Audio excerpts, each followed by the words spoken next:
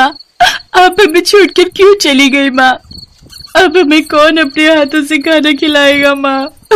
माँ। भूमि, राखी और शांता रो रहे हैं। उन लोगों के सामने एक बड़ी सी नागिन की डेड बॉडी पड़ी हुई है। उस नागिन को बड़ी ही बेरहमी से मारा गया है। चारों तरफ खून ही खून है। भूमि, राखी और शांता उसी नागिन की बेटियां हैं। किसने मारा है हमारी माँ को? हम उसे नहीं छोड़ेंगे, नहीं छोड़ेंगे। शांता की आंखों में गुस्सा झलक रहा है, लेकिन जिसने उनकी माँ को मारा है उसे मारना तो दूर, उसके आसपास जाना भी नागिनों के लिए असंभव है। भूमि, राखी और शांता अपनी माँ के शव को जमीन के अंदर दफनाकर घर लौट जाते हैं और अपनी माँ को याद करते हैं। दूसरी ओर सपेरों की बस्ती में उत्सव मनाया जा रहा है। सब लोग मिलकर शराब पी रहे हैं। आज तो मजा ही आ गया भाई, 5 नागिन हमारे कब्जे में आ गई आज। हाँ, मैंने तो पहले ही कहा था उस जंगल में सांप और नागिनों का वास है, इसीलिए तो उस जंगल में कोई नहीं जाता। इन सपेरों में से सबसे शक्तिशाली और चालाक सपेरे का नाम गदाधर है। वो कहता है, अरे तो क्या हुआ, पकड़ा तो मैंने ही ना। मैं अगर नहीं होता तो तुम लोग उस बदतमीज नागिन के जहर से अभी तक नरक में पहुंच गए होते।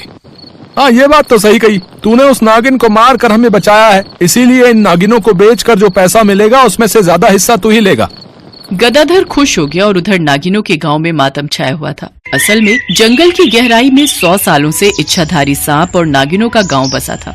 उसके बारे में किसी को कानो कान खबर नहीं थी। सारे सांप और नागिन उसी गांव में रहते थे। वो लोग जंगल से शिकार ढूंढकर खाते थे और अपने आप में ही खुश रहते थे। उसी गांव में उन लोगों की पीढ़ी आगे बढ़ती थी। शकुंतला ने भी 3 जुड़वा नागिन बेटियों को जन्म दिया था, भूमि, राखी और शांता। एक दिन तीनों जंगल में आपस में खेल रहे थे। इतने में भूमि के दिमाग में एक आइडिया आया। बहनों, मैंने सुना है जंगल के बाहर इंसानों का वास है, चल वहाँ घूम कर आते हैं। पागल हो गई है क्या? इंसान हमारे दुश्मन है और ये बात माँ को पता चली तो वो हमें बहुत मारेंगी। लेकिन हमें देखना भी तो चाहिए कि इंसान कैसे होते हैं। हम तो मनुष्य अवतार में ही जाएंगे, किसी को पता नहीं चलेगा। लेकिन उन लोगों को नहीं पता था कि जंगल के पास में ही सपेरों की बस्ती है। वो तीनों जंगल के बाहर सपेरों की बस्ती में चले आए और उन लोगों के आते ही एक सपेरे ने कहा, अरे अचानक से नाक में नागिन की सुगंध कहाँ से आ रही है? क्या बात कर रहा है? मुझे तो नहीं आ रही। तेरी नाक मेरे से तेज नहीं है, मैं महसूस कर पा रहा हूँ कि आसपास कोई सांप या नागिन है। तू और तेरी नाक, भाई मैं तो जा रहा हूँ, तू सूंघता रह। वो चला गया। तभी उस सपेरे ने तीनों को देख लिया। तीनों गांव में घूम रहे थे। अरे ये तीनों बच्चियां कौन है? इनको तो यहाँ कभी नहीं देखा। वो सपेरा तीनों का पीछा करने लगा। भूमि, राखी और शांता गांव में घूमने के बाद जंगल में घुस गए और अपने नागिन अवतार में चले आए। उस सपेरे ने यही देख लिया। अच्छा, तो ये बात है, इस जंगल के अंदर नागिनों का वास है। और उसके बाद उसने सभी को ये बता दिया। गदाधर ने कहा, अगर ये बात सच हुई तो हम बहुत अमीर बन सकते हैं। मार्केट में इच्छाधारी नागिनों की कीमत बहुत ज्यादा है। और एक दिन गदाधर बाकी सपेरों को लेकर जंगल में नागिन पकड़ने चला गया। तभी शकुंतला और बाकी नागिन खाना ढूंढने निकले थे। उनमें से 5 नागिनों को गदाधर ने देख लिया और उनके ऊपर जाल फेंक दिया। 5 नागिन जाल के अंदर बंदी हो गए। अरे ये क्या? बचाओ, कोई बचाओ! सपेरों का झुंड खुश हो गया, लेकिन नागिनों की चीख शकुंतला ने सुन ली और वो वहां चली आई। दुष्ट इंसान, हमें पकड़कर ले जाएगा, ये ले। शकुंतला ने एक सपेरे को जकड़ लिया और उसके बाद वो उसे डसने जा ही रही थी कि इतने में गदाधर ने एक पत्थर उठाकर शकुंतला के सर पर मार दिया। सर पर चोट लगने के कारण वहीं पर उसका देहांत हो गया और सपेरे 5 नागिनों को बंदी बनाकर ले गए। अपनी माँ की डेड बॉडी देखकर भूमि, राखी और शांता बहुत रोई। वे तीनों अनाथ हो गए। उनके मन में बदले की आग जल उठी। गाँव की मुखिया कुहेली नागिन ने एक मीटिंग बुलाई। पता करो कि इसके पीछे कौन है। हमारी एक नागिन की मौत हो चुकी है और 5 नागिन गायब हैं। कुहेली नागिन, मुझे लगता है कि ये काम जंगल के बाहर रहने वाले सपेरों का है। लेकिन उन्हें हमारे गांव के बारे में पता कैसे चला? इतने सालों से हम यहाँ रह रहे हैं। कोई जंगल के बाहर उस गांव में गया था क्या? तभी भूमि और उसकी दोनों बहनें रो पड़ी। उनको समझ में आ गया कि उनकी गलती की ही वजह से उनकी माँ आज उनके साथ नहीं है। क्या हुआ? तुम तीनों रो क्यों रही हो? तब भूमि ने सब कुछ सच सच बता दिया। कुहेली गुस्सा हो गई। तुम तीनों की वजह से सपेरों को हमारे गांव के बारे में पता लग गया है। अब वो लोग यहाँ कभी भी आ सकते हैं। तुम लोगों को इसकी सजा मिलेगी। मैं तुम तीनों को इस गांव से बहिष्कार करती हूँ। निकल जाओ यहाँ से। तीनों को गांव से निकाल दिया गया। तीनों रोते हुए जंगल से बाहर चले गए। हमारी गलती की वजह से सब कुछ खत्म हो गया। अभी भी सब कुछ खत्म नहीं हुआ है बहन, हम सब कुछ ठीक कर सकते हैं। हम अपनी माँ की मृत्यु का बदला ले सकते हैं और 5 नागिनों को वापस भी ला सकते हैं और सपेरों को मारकर हमारे गांव को भी बचा सकते हैं। हाँ, ये तुम लोगों ने सही कहा, हम बदला लेंगे। वो तीनों सपेरों के गांव में चुपके से इधर उधर उन 5 नागिनों को ढूंढने लगे, लेकिन पूरा दिन ढूंढने के बाद भी उन लोगों का पता नहीं चला। पता नहीं सपेरों ने उन 5 को कहाँ बंदी बनाकर रखा है, लेकिन आज रात के अंदर ढूंढकर निकालना ही होगा। उधर गदाधर बाकी सपेरों के साथ बैठकर उन नागिनों के बारे में बात कर रहा था। सुनो, हम ज्यादा देर नहीं कर सकते। हमें कल सुबह ही इन नागिनों को शहर ले जाना होगा। आज रात हमें चौकन्ना रहना होगा, समझ गए? हाँ उस्ताद, समझ गए। उन तीनों के पास सिर्फ रात का ही वक्त बचा था। वो तीनों लोगों के घर में घुसकर ढूंढने लगे। रात गहरी होती गई और बारिश शुरू हो गई और बिजली कड़क उठी और उसी रोशनी में शांता ने एक घर देखा। बहनों, मुझे लगता है कि उस घर के अंदर कुछ है। तीनों घर के अंदर गए और देखा कि एक पिंजरे के अंदर 5 नागिनों को कैद करके रखा गया है। अरे तुम तीनों, हमें इस पिंजरे से बाहर निकालो जल्दी। तीनों ने पत्थर से मारकर पिंजरा तोड़ दिया और 5 बाहर निकल गए, लेकिन तभी गदाधर और बाकी सपेरे वहां चले आए। अच्छा, तो तुम लोग भागने की सोच रहे हो?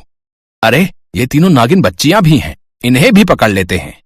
वो लोग नागिनों को पकड़ने गए, लेकिन सारी नागिन इस बार पहले से ही तैयार थी। गदाधर के अलावा सभी को नागिनों ने डस लिया, सभी मर गए। तूने मेरी माँ को मारा था ना?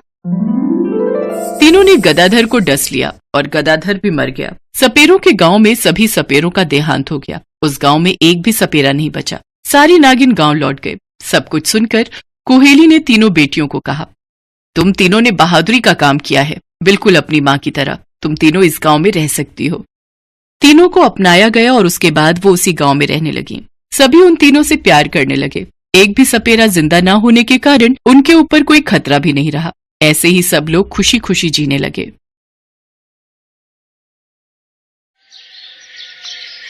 मैं जानती हूँ माँ, तुम्हारी आत्मा आज भी भटक रही है। मैं वीर प्रताप सिंह से जल्दी ही मिलूंगी माँ। ये सुकन्या है, एक बिन ब्याही नागिन की बेटी। सुकन्या की माँ मणिका एक इच्छाधारी नागिन थी और जंगल में बने एक शिव मंदिर में वास करती। मणिका के पास एक ऐसी जादुई शक्ति थी जिससे वो माह में 3 दिन के लिए मनुष्य रूप को धारण कर सकती थी। एक दिन मणिका इंसानी रूप में थी। वो भगवान शिव के मंदिर में दर्शन करके शहर की ओर जा रही थी। तभी उसने देखा एक कार का एक्सीडेंट हुआ है और कार की आगे वाली सीट पर एक लड़का जख्मी हालत में है। मणिका उस लड़के को गाड़ी से बाहर निकालती है और वहीं एक पेड़ के नीचे लिटाती है। मणिका अपनी शक्ति से लड़के की चोट को ठीक कर देती है। मेरा तो एक्सीडेंट हुआ था, इसका मतलब तुमने मुझे बचाया? हाँ, मैं यहाँ से जा रही थी तो आपको जख्मी हालत में देखा और यहाँ ले आई। तुम्हारा बहुत बहुत शुक्रिया। मेरा नाम वीर प्रताप है। और तुम्हारा? मणिका उसे अपना परिचय देती है। वीर प्रताप मणिका के सौंदर्य पर मोहित हो जाता है। वो कई घंटों आपस में बात करते रहते हैं। मणिका, तुम बहुत सुंदर हो। तुमने मेरे दिल में एक अलग जगह बना ली है। एक ही नजर में मुझे तुमसे प्यार हो गया है। मणिका, हाँ ये सच है। ऐसा न कहिए, आप मेरे बारे में कुछ नहीं जानते। मुझे कुछ नहीं जानना, मैं तुम्हारे बिना नहीं रह सकता मणिका। और फिर अगले 2 दिन तक लड़का मणिका के साथ ही रहा। तीसरे दिन मणिका चिंता में थी। अगले कुछ ही पलों में मैं फिर से नागिन बन जाऊंगी और वीर प्रताप तो मुझे सच्चे दिल से प्यार करते हैं। मुझे इन्हें ये सच्चाई बतानी ही होगी। मणिका वीर प्रताप को सच्चाई बताती है, जिसे सुनकर वीर प्रताप घबरा जाता है। ये तुम क्या कह रही हो? तुम एक नागिन हो? नहीं, ये सच नहीं है। ऐसा नहीं हो सकता। मैं एक नागिन से प्यार नहीं कर सकता। दूर हटो, मेरे पास मत आना। ऐसा मत कहिए। पिछले 3 दिन मैं आपके साथ रही हूँ। मैंने आपको अपना सब कुछ माना है। मुझे ऐसे छोड़कर मत जाइए।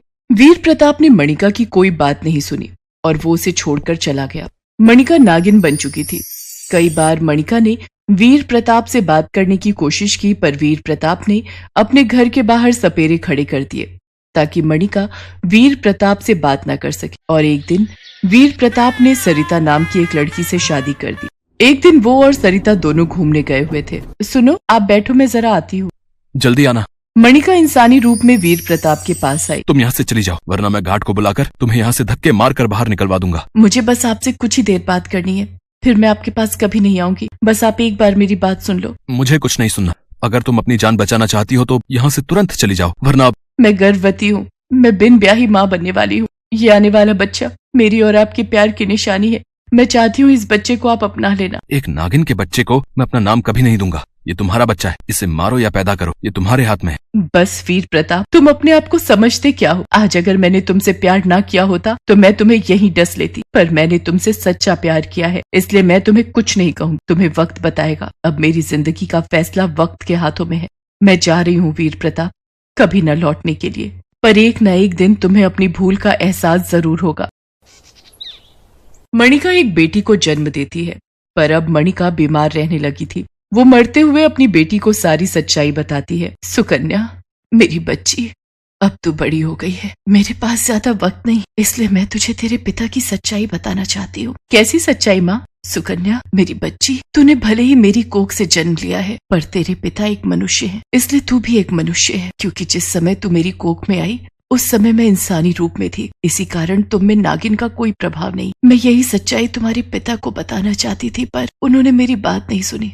मैं चाहती हूँ मेरे मरने के बाद तुम अपने पिता से मिलो। वो जिस दिन तुम्हें अपनी बेटी मान लेंगे, मेरी आत्मा को उसी दिन शांति मिलेगी। माँ, मैं आज ही वीर प्रताप का पता लगाती हूँ कि उस शहर को वीर प्रताप ने बहुत पहले ही छोड़ दिया था। शादी के कुछ दिन बाद ही एक कार एक्सीडेंट में वीर प्रताप की पत्नी का स्वर्गवास हो गया और वीर प्रताप अपने बेटे को लेकर सुंदरनगर आ गया। सुकन्या सुंदरनगर पहुंचती है। एक घर की ढलान पर एक व्यक्ति व्हीलचेयर पर गिरने वाला था। अचानक सुकन्या अपने हाथों से उसे रोकती है। संभाल कर। शुक्रिया बेटी, आज एक बार फिर किसी ने मेरी जान बचाई है। पैर कमजोर हो गए हैं, इसलिए चल नहीं पाता। डॉक्टर ने व्हील चेयर पर बैठने के लिए कहा है। पता नहीं कौन से पापों की सजा मुझे मिल रही है जो आज ये दिन देख रहा हूँ। आपका नाम क्या है? मेरा नाम वीर प्रताप है।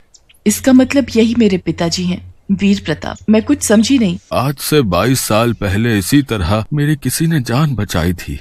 खैर, तुम्हारा नाम क्या है? मेरा नाम सुकन्या है। मैं सुंदरनगर में पहली बार आई हूँ और नौकरी की तलाश कर रही हूँ। बेटी, तुम चाहो तो तुम हमारे पास नौकरी कर सकती हो और रहने के लिए तुम्हें कहीं भटकना भी नहीं पड़ेगा। वीर प्रताप सिंह सुकन्या को अपने पास ही नौकरी पर रख लेता है। सुकन्या तो यही चाहती थी। धीरे धीरे सुकन्या वीर प्रताप की बहुत देखभाल करने लगी। वीर प्रताप को भी सुकन्या बहुत अच्छी लगती थी। सुकन्या, मेरी अपनी कोई बेटी नहीं है। आज तुम्हारे आने से मेरी बेटी की कमी पूरी हो गई। रोहन इंदौर से वापस लौट रहा है। वो काम के सिलसिले में वहाँ गया था। मुझसे मिलोगी तो तुम्हें भी बहुत खुशी होगी। रोहन जब काम से वापस लौटता है तो वो सुकन्या को वहाँ देखकर हैरान रह जाता है। पापा, हमारा इतना बड़ा कारोबार है, आपने बिना सोचे समझे एक अनजान लड़की को अपने घर नौकरी पर रख लिया। मैं यहाँ रहता नहीं हूँ, अगर पीछे से कुछ गलत हो गया तो क्या करोगे? रोहन बेटा, उसने मेरी जान बचाई थी, वो मेरे साथ गलत नहीं कर सकती। पर रोहन को सुकन्या पर विश्वास नहीं था। एक दिन सुकन्या किसी काम से बाहर गई हुई थी। रोहन उसके कमरे में गया और उसके सारे सामान को खोलकर देखने लगा। तभी उसकी नजर एक डायरी पर पड़ गई। रोहन ने वो डायरी पढ़ी और घबरा गया। ये सुकन्या एक नागिन की बेटी है, इसका मतलब ये खुद भी एक नागिन है। मुझे ये बात पापा को बतानी ही होगी। पापा को अगर बताया तो इसे पता चल जाएगा। मैं चुपचाप ही ऐसा कुछ करता हूँ जिससे ये यहाँ से चली जाए। रोहन कुछ सपेरों को घर पर बुलाता है और सपेरे बीन बजाने लगते हैं।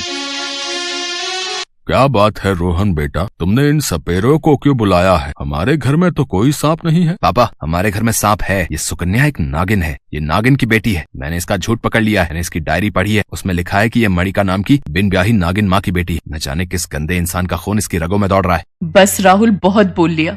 मेरे पिता गंदे इंसान नहीं है, मैं गंदा खून नहीं हूँ। मेरे माता पिता एक दूसरे से प्यार करते थे। हाँ, ये और बात है कि मेरे पिता मेरी माँ को धोखा देकर चले गए, पर मैं गंदे खून की पैदाइश नहीं हूँ और मैं नागिन नहीं हूँ, मैं इंसान हूँ। मेरे पिता एक इंसान है। सुकन्या बिलक बिलक कर रो पड़ती है।